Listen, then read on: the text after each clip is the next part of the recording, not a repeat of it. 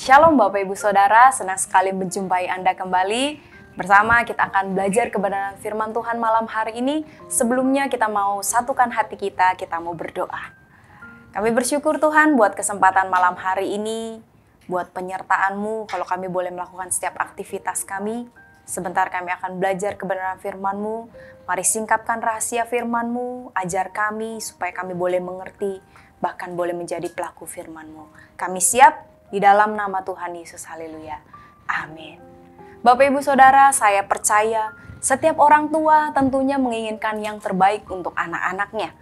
Segala upaya dilakukan dengan satu tujuan, supaya anak tersebut mendapatkan masa depan yang layak, bahkan memiliki kehidupan yang bahagia. Begitu juga dengan satu lagu pujian Bapak Ibu Saudara yang mengatakan, yang terbaik yang ada padaku, ku persembahkan kepadamu Yesusku. Dari dua hal ini, saya percaya itu pun yang kita inginkan.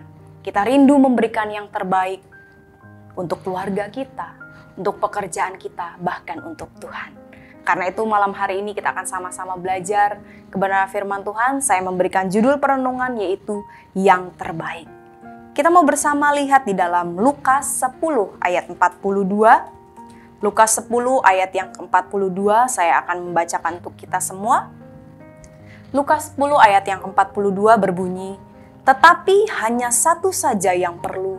Maria telah memilih bagian yang terbaik yang tidak akan diambil daripadanya. Kita akan belajar bersama dari kehidupan Marta dan Maria saat Tuhan Yesus dalam perjalanan menuju Yerusalem. Tuhan Yesus singgah di satu perkampungan, yaitu di Betania, tepatnya di rumah Marta dan Maria. Kita akan bersama-sama lihat respon antara dua saudara ini. Yang pertama, respon Maria. Kita akan bersama lihat di dalam ayat sebelumnya. Ketika Tuhan Yesus menghampiri rumah Marta dan Maria ini, respon Maria yang pertama, dia duduk dekat kaki Tuhan Yesus. Dan dia terus mendengarkan perkataannya dengan sungguh-sungguh. Ya, bahkan terjemahan lain mengatakan bahwa Maria memberikan perhatian penuh kepada apa yang diucapkan oleh Tuhan. Pikirannya tetap tenang dan dia tetap memfokuskan kepada apa yang Tuhan katakan.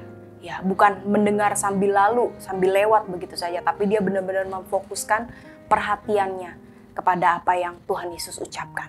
Dan kemudian respon yang kedua, respon yang diberikan oleh Marta ketika Tuhan Yesus mampir di rumahnya. Marta ini sibuk melayani, dia berusaha untuk memberikan segala sesuatu untuk Tuhan Yesus supaya Tuhan Yesus ini nyaman. Dan kita lihat ayat selanjutnya Bapak Ibu Saudara, ayat sebelumnya ya. Dengan berani Marta ini mendesak Tuhan supaya Maria membantu dia, ya. Marta ini berharap bahwa Tuhan Yesus membenarkan sikapnya yang sibuk melayani Tuhan Yesus, sedangkan Maria setelah Tuhan Yesus masuk ke dalam rumahnya, dia hanya duduk-duduk saja. Marta berharap bahwa sikapnya ini yang dilakukan ini adalah benar. Tapi apa yang terjadi Bapak Ibu Saudara? Marta ditegur oleh Tuhan. Kenapa Marta bisa ditegur oleh Tuhan?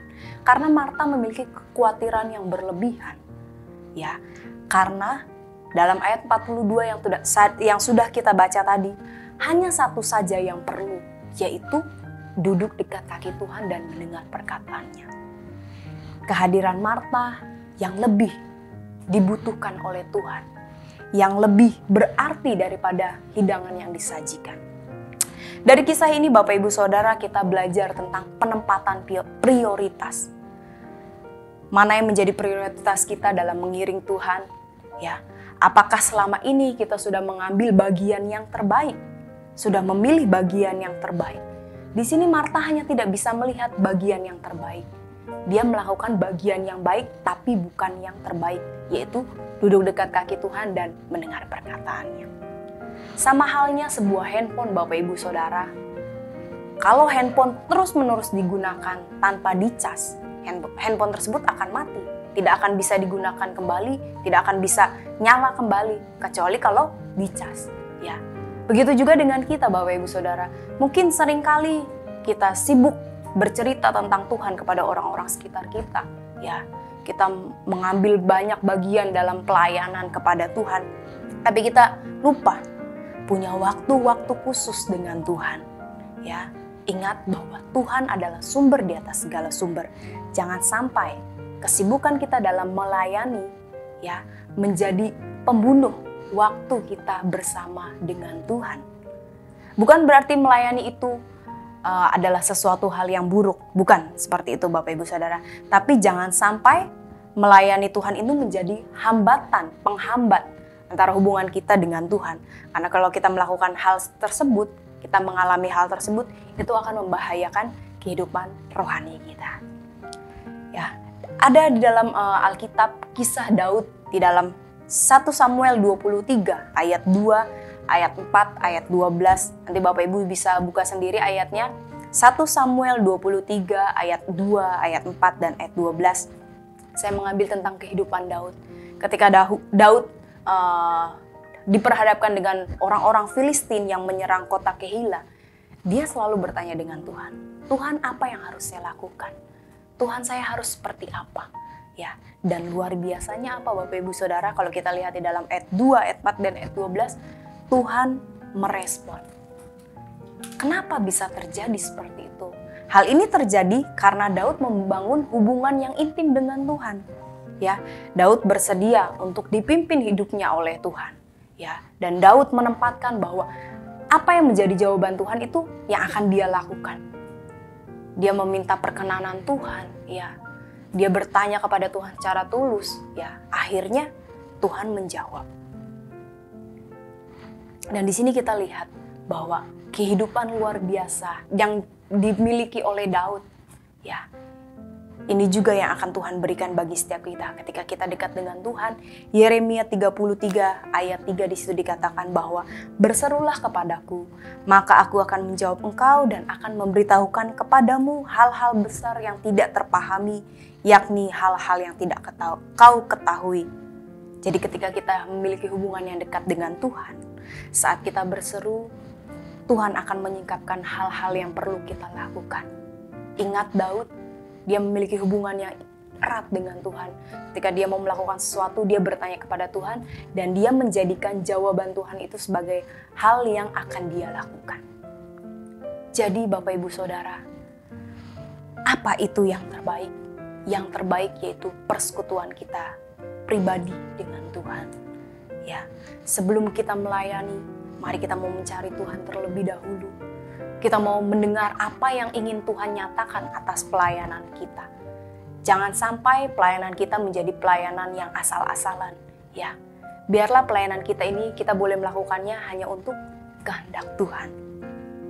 Dan kita lihat bahwa ketika kita duduk dekat dengan kaki Tuhan dan mendengar perkataannya, pelayanan kita akan semakin diperbarui dari hari ke hari. Ya, pelayanan kita akan semakin menyenangkan hati Tuhan. Mari kita mau meneladani kehidupan Maria, respon Maria, ya.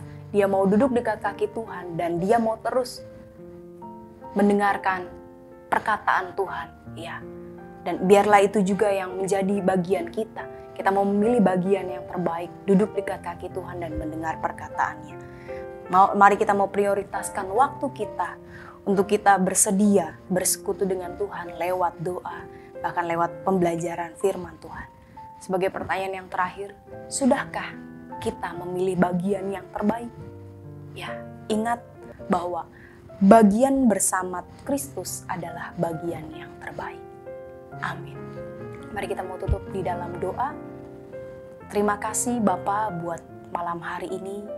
Kembali kami sudah boleh diingatkan untuk kami boleh mengambil bagian yang terbaik lewat persekutuan kami dengan Engkau Tuhan. Mampukan setiap kami di awal tahun ini supaya kami boleh menjalani hari-hari ini bersama dengan Engkau dan kami boleh berjalan dengan sesuai dengan kehendak-Mu Bapa. Terima kasih, materaikan firman-Mu ini lebih lagi dalam hati kami pribadi lepas pribadi dan kami menyerahkan waktu kami selanjutnya ke dalam tangan kasih-Mu dalam nama Tuhan Yesus. Haleluya. Amin. Selamat malam, Tuhan Yesus memberkati.